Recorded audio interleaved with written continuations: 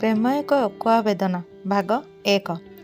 ଏକ ହସଖୁସିର ପରିବାର କହିଲେ ସ୍ୱାମୀ ଶେଖର ସାମନ୍ତରାୟ ଏକ ସରକାରୀ କର୍ମଚାରୀ, ସ୍ତ୍ରୀ ସୌମ୍ୟା ସାମନ୍ତରାୟ ଆଦର୍ଶ ପତ୍ନୀ, ପରିବାରର ଭଲମନ୍ଦ ତାଙ୍କରି ଉପରେ, କହିବାକୁ ଗଲେ ଏକ ସୁଗୃହିଣୀ। ଆଉ ସେମାନଙ୍କ ଜୀବନକୁ ସୁନ୍ଦର ଭାବେ ସଜେଇ ଦେଇଥିବା ଝିଅ ସୋନାଲି। ସହରରେ ରୁହନ୍ତି ଚାକିରି ଯୋଗୁଁ। ଶେଖର ବାବୁଙ୍କ ବାପା ଚାକିରିରୁ ଅବସର ପରେ ଗାଁରେ ରହିବାକୁ ମନସ୍ଥ କରିଥିଲେ। ତେଣୁ ତାଙ୍କ ମା ବାପା ଗାଁରେ ରୁହନ୍ତି। ସମୟ ମିଳିଲେ ପୁରା ପରିବାର ଗାଁରେ ଏକାଠି ହୁଅନ୍ତି। ସୌମ୍ୟା ବହୁତ ଥର କହିଛି ଶାଶୁ ଶ୍ୱଶୁରଙ୍କୁ, ଆସି ଆମ ପାଖେ ରୁହ, କିନ୍ତୁ ସବୁଥର ହାର ମାନିଯାଏ। ଶାଶୁ କୁହନ୍ତି, ଆମ ସେବା କରିବାକୁ ବହୁ ସମୟ ଅଛି, ଏବେ ତମେ ଦୁଇ ତୁମ ଜୀବନକୁ ଉପଭୋଗ କର। ଆମ ହାତ ଗୋଡ଼ ଚାଲୁଥିବା ପର୍ଯ୍ୟନ୍ତ ଆମେ ଏଇଠି ରହିବୁ। ବାଧ୍ୟ ହୋଇ ସୌମ୍ୟା ଚୁପ୍ ରହେ। ସୌମ୍ୟାର ପୂର୍ଣ୍ଣ ସ୍ୱାଧୀନତା ଶାଶୁଘରେ, ଆଉ ଘରର ସୁନା ନାକି ବୋହୂ। ଉଚ୍ଚଶିକ୍ଷିତା ହେଲେ ମଧ୍ୟ ଗାଁ ପରିବେଶରେ ନିଜକୁ ଯେମିତି ଢଳେଇ ଦିଏ। ତାହା ସହ ସ୍ୱାମୀଙ୍କ ସହଯୋଗ।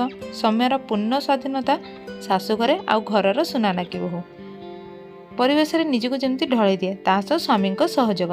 ସମୟ ସକାଳ 7ଟା। ସୌମ୍ୟା କିଚେନରୁ ବାପ ଝିଅ ଦୁଇଟା ଆଜି ଉଠିବନି କି? ସମୟ କେତେ ହେଲାଣି ଜାଣିଛ? ଜଲ୍ଦି ରେଡି ହୁଅ, ସ୍କୁଲ ସମୟ ହେଲାଣି, ଉଠ କୁନୁ। ଗେହ୍ଲାରେ ସୋନାଲିକୁ ସୌମ୍ୟା କୁନୁ ବୋଲି ଡାକନ୍ତି। ଜଲ୍ଦି ଉଠିକି ବ୍ରସ୍ କରେ, ଗାଡ଼ି ଛାଡ଼ିଦେବ। ଓହୋ ମାମା, ମୁଁ ଉଠିଲିଣି, ତମେ ମୋ ପାଇଁ ଟିଫିନ୍ ରେଡ଼ି କର, ମୁଁ ଡ୍ରେସ୍ ଚେଞ୍ଜ କରିକି ଆସୁଛି। ହଁ ଲେଟ୍ରେ ଉଠିବ, ଆଉ ମୋତେ ଅର୍ଡ଼ର ଦେବ ମୋ ଟିଫିନ୍ ରେଡ଼ି କର ବୋଲି। ଯା, ପାପାକୁ କହ ଉଠିବେ, ନହେଲେ ପାପା ପାଇଁ ଗାଡ଼ି ପଳେଇବ। ହଁ ଶ୍ରୀମତୀ, ମୁଁ ବି ରେଡ଼ି ହେଲି। ଆଗ ଚାହା କପ୍ଟେ ମିଳୁ, ତମେ ଫ୍ରେଶ୍ ହେଇକି ଆସ, ଚାହା କପ୍ ତମ ପାଖରେ ପହଞ୍ଚିଯିବ। ଆଉ ସୋନାଲି, ତୋ ଟିଫିନ୍ ଆଉ ବ୍ୟାଗ୍ ଦୁଇଟା ଯାକ ରେଡ଼ି। ତୁ କେତେବେଳେ ରେଡ଼ି ହବୁ? ପଛପଟୁ ସୋନାଲି ଆସି ସୌମ୍ୟାଙ୍କୁ ଭିଡ଼ି ଧରି କହିଲା, ମାମା କେତେ ବ୍ୟସ୍ତ ହେଉଛ ତମେ? ଯାଅ, ତମେ ତମ ନିଜ ଠାକୁର ପୂଜା ସାରିକି କିଛି ଖାଇ ନେବ, ନହେଲେ ଦେହ ଖରାପ ହେବ।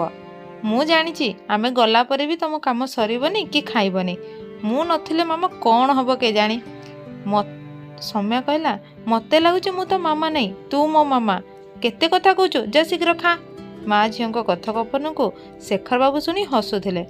ସୋନାଲିର ନଜର ପଡ଼ିବା ମାତ୍ରେ, ପାପା ତମେ ଏଠି କ'ଣ କରୁଛ? ଜଲ୍ଦି ରେଡ଼ି ହୁଅ, ନହେଲେ ଡେରି ହେଇଯିବ। ସତରେ ମୁଁ ନଥିଲେ କ'ଣ ହେବ ତମମାନଙ୍କର? ସୌମ୍ୟା ଚାହା କପ୍ଟି ଶେଖର ହାତକୁ ଧରେଇ ଦେଇ ଜଲ୍ଦି ରେଡ଼ି ହେବାକୁ କହି ଘରର ଅନ୍ୟ କାମରେ ବ୍ୟସ୍ତ ହୋଇଗଲା।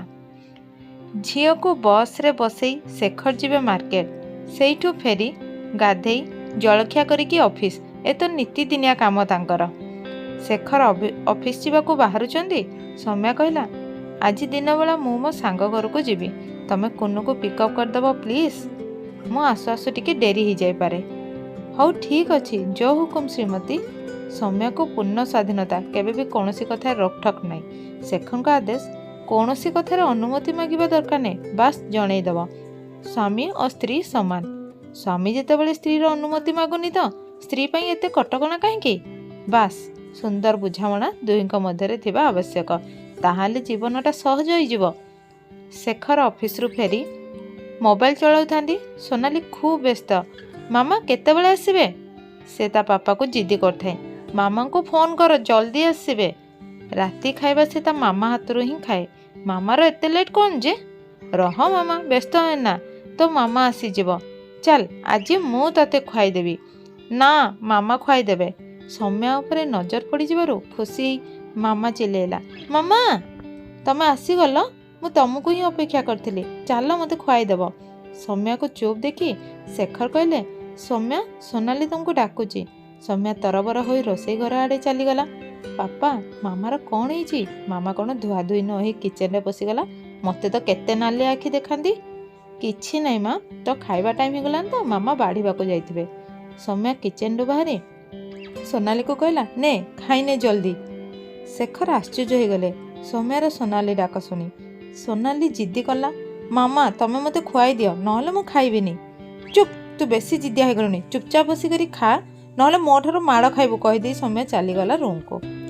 ସୋନାଲି ରାତି ଖାଇବା ପାଇଁ ବହୁତ ନଖରାମି କରେ, ତେଣୁ ସୌମ୍ୟା ତାକୁ ନିଜ ହାତରେ ଖୁଆଇଦିଏ, କିନ୍ତୁ ଏଥିରେ ଆଜି ବ୍ୟତିକ୍ରମ। ଶେଖର ଭାବୁଥିଲେ ସୌମ୍ୟା ଥକି ଯାଇଥିବ, ହେଲେ ସୌମ୍ୟାର ହରକତ ଦେଖିକି ତାଙ୍କୁ ଲାଗୁଛି ନା, ନିଶ୍ଚୟ କିଛି ହେଇଛି, ନହେଲେ ତ ସୌମ୍ୟା ଏମିତି କେବେ ବି ବିହେଭ କରେନି।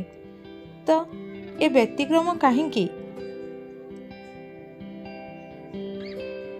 ତେବେ ହେଇଛି କ'ଣ? ଜାଣିବା ଆଗାମୀ ଅଧ୍ୟାୟରେ। ସେ ପର୍ଯ୍ୟନ୍ତ ଅପେକ୍ଷା କରନ୍ତୁ।